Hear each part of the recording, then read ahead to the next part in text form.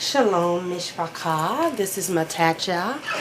I'm coming to you with just a little informational, not necessarily a tutorial, but a informational concerning emergency preparation.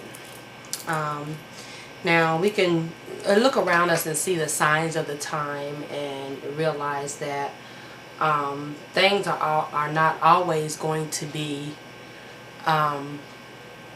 easy for us, where we can just jump in the car and go to the grocery store and pick out anything that we want or need. You know, whenever we have hurricane season and different things like that, you know, there's always a rush to the grocery store to pull all of these things off the shelf, milk, bread, whatever you can really grab. And we can see the result of that. A lot of times, you know, you may be the one to get there late and everything is gone. So basically those types of things should make us kind of think about reality and how things are so frivolous and fragile. You know, that's our economy. Not wanting to get off into economy and all of that, but basically as the people of the Most High Yahuwah, we ought to show some type of sense of understanding of preparation for hard times. For example, when we read in Mishlei, which is Proverbs 6:4, it talks about the ant and how we should consider the ways of the ant, because the ant is always preparing for the winter. That's all it does, is prepare for the winter. All of its energy is used toward that. You know, so if the ant knows that scarce times are ahead, you know, the Most High gives the ant an instinct to know that. So if the ant knows that, why do we behave as if we don't know that there are hard times ahead? Also, you know, we consider the parable that Master Yahusha shared concerning the 10 virgins, the 5 wise virgins and 5 foolish virgins. We know pretty much that story. If you don't, you can read about it in Netanyahu, which is Matthew 25. And it talks about the 5 foolish virgins not preparing, not having the oil in their lamps. And the 5 wise virgins did. They stored away extra. So extra is what we're talking about here. This is just what I want to talk about. It really doesn't have to be a really long informational video, but I'm really just wanting kind of everybody to, you know, we're in this age now that, you know, we're trying to make money and we're trying to do all these different things and try to find the quick ways to be successful and all of this. And the truth of the matter is our economy is not going to allow for us to really explore those type things in the near future. So we need to be thinking smart. Okay, how are we going to feed our family when there's no bread on the shelves in the grocery store? So those are the type of things that I just kind of want to show you in this informational. And I'm going to show you some things that I think would be good. I sat down and kind of asked myself, you know, I've always been a frugal type person, and I grew up, you know, with my mom, you know, teaching me pretty much. We grew up poor, so mama had to and knew how to feed 6 kids, and plus her and my dad, you know, on a meager income. So I kind of learned some things from her coming up. And so basically what I prepared here is just some really quick things for when you don't have electricity. Okay, you can't cut your stove on, you can't cut your little microwave on that just, you know, kind of zaps everything real quick for you. You know, this microwave society. Well, whenever everything goes down and there's a blackout, you don't have any electricity. Okay? So you need things that's going to prepare. First of all, you're going to need water, beside, you know, apart from anything. Okay, there's a tutorial I looked at, and it talked about how you can survive 3 minutes without air, 3 days without water, and 3 weeks, believe it or not, without food. So water is going to be your basic thing that you're going to need. So this is my method. You may have a better method, and if you do, by all means use it.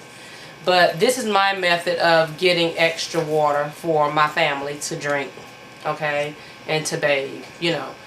Drink most of all, because you're going to need to stay hydrated. Okay, you can go a day or 2 without taking a bath, and there's ways to take quick sponge baths, and all of that with a very little amount of water. Okay, and we'll talk about that in another informational. But this is just an old juice bottle, and when we finish the juice, our grape juice, and when we finish the juice, I clean it out with hot soapy water, rinse it very, very well to get all the residue and soap residue out of it. I put vinegar in it, shake it around real good to try to kill any other bacteria with just white table vinegar. And then I fill it up with tap water. Now, I know tap water is not the best thing, and it's not the, it has fluoride in it and chlorine and all of this. But the reason I take it out and I don't do anything to it is because it will preserve for a year. And that's why I marked the date on here. I put a year's date from the time I filled it. I filled it up with water. Okay, and so that'll let me know that it's going to be good for up until that a year's date. Okay, now if I ever have to use it, then I would sit it out in an open bowl or something, or a cup, and let the chlorine dissipate, so to speak, out of the water. Okay, or I would boil it if I had some means of boiling. Okay, but I would just drink it straight. If I was in a situation I didn't have any of those things, at least I would have water. Because the human body cannot stay alive. If it can stay alive, like we think about Daniel, when he fasted for 21 days, he fasted without food or water, but that was a miraculous situation. Okay, let me move along now, because I don't want this to be too long. Okay, and so you want to make sure you get water. These are little small jars of water, little small bottles that you can just buy in the store or whatnot. We always keep these on hand for one reason or the other. But these are also good too. And I'm going to do another informational about packing an emergency backpack. Okay, because that's something that you have to consider too. Always have emergency bag pack. Okay, we're going to move on here. I just have some things here. First of all, this is toner in a pack, and this toner, what I've done is I've looked back here on the best buy. This is best buy date. This is the best, it's not expired, it's just best by this particular date. And so I turn around and I take my permanent marker and I mark that same date here so I can see it better whenever I store it away. Okay, and this is June 20th, 2015. Okay, so that, with this being the year 2012, we know that this is going to last us about 2 or 3 years. Okay, the same here, we have some chicken. Now, this is meat, and if you don't eat meat, that's fine. You can just do vegetables. I'm going to show you vegetables in a minute. Okay, but this is chunky chicken, alright? And so we have meat eaters in our house, so we have to have some meat. But as we know, as Israelites, we are not going to have anything unclean like the spam and the pork in a can and all that abomination. Okay, but this is tuna that I just showed you. Tuna is tahor, is a clean meat that we can eat, and so is chicken. Chicken is tahor, and that's the Hebrew word for clean. Okay, So those are two ideas that you can.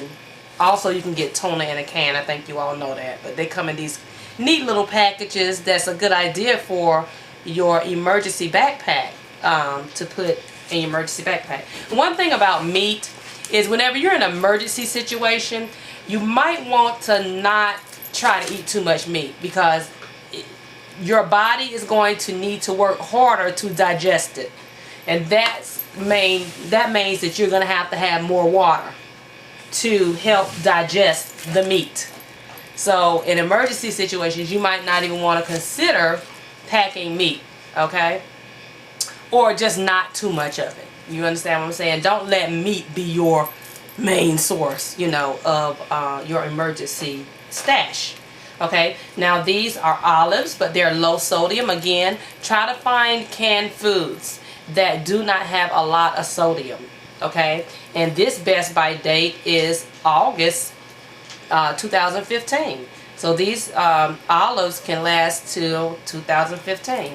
Here are some mandarins, orange mandarins, and they will last me until November 2014.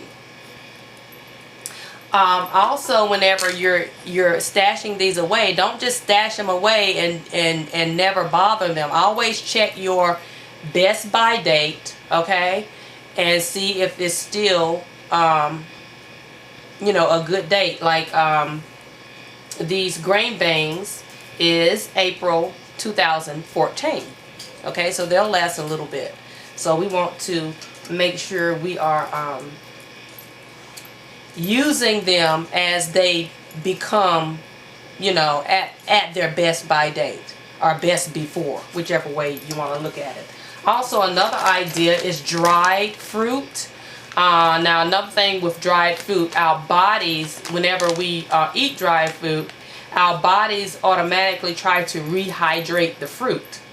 So it's a good thing to have dried fruit, because it's very nutritional, but at the same time you don't want to eat too much of it.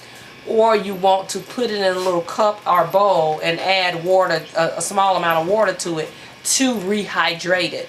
Okay, and then you can use that water to just drink. You know, it can become a nice little flavorful drink, and you can just drink the water off of the rehydrated dried fruit and then eat the fruit. Okay. Also, another really good nutritional thing is, you know, you don't have to buy these brands. You know, these are just brands that is in the store, but you know, choose your whatever that you can afford. You know, but this is creamy peanut butter, and this is very nutritional.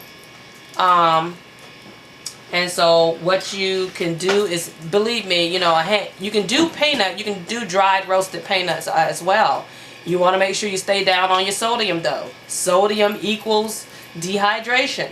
So try to keep down on the sodium content in whatever foods that you set aside for your emergency use. But the peanut butter has oils, peanut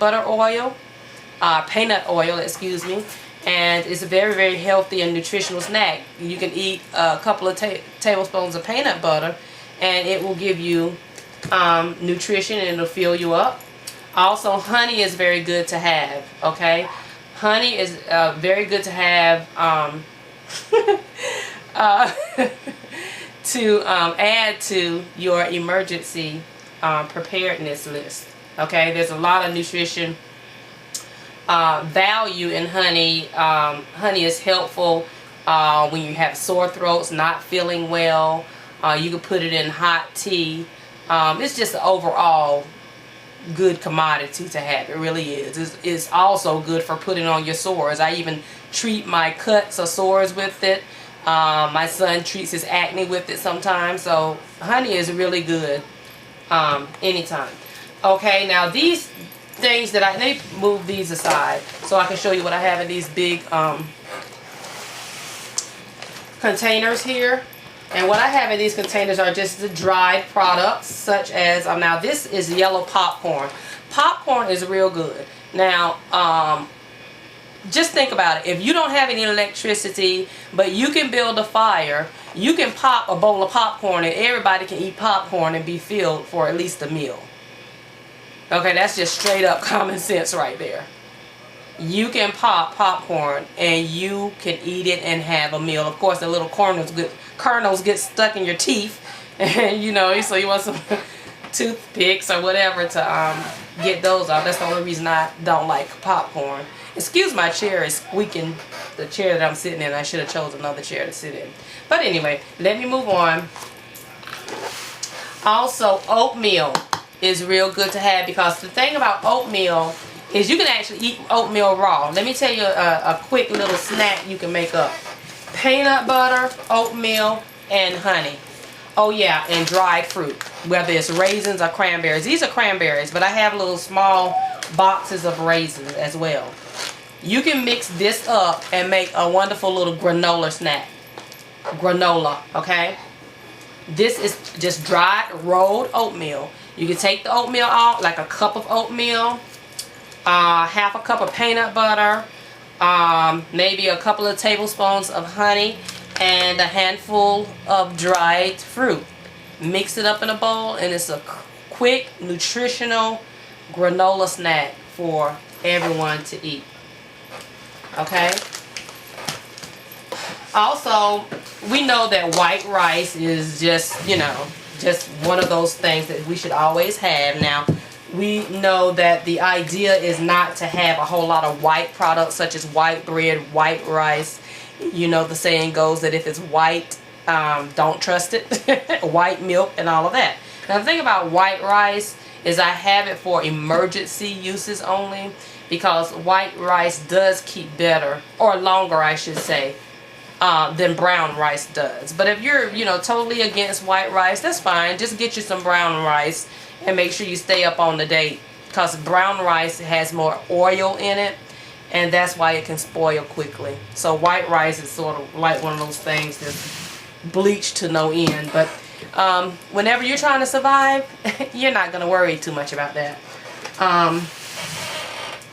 This is white potatoes. Again, that white, we don't want to trust it on a regular basis. But we're talking about emergency preparedness here. Okay, white potato flakes can be rehydrated with very little water. Okay, and that can become a meal for everyone. And also grits.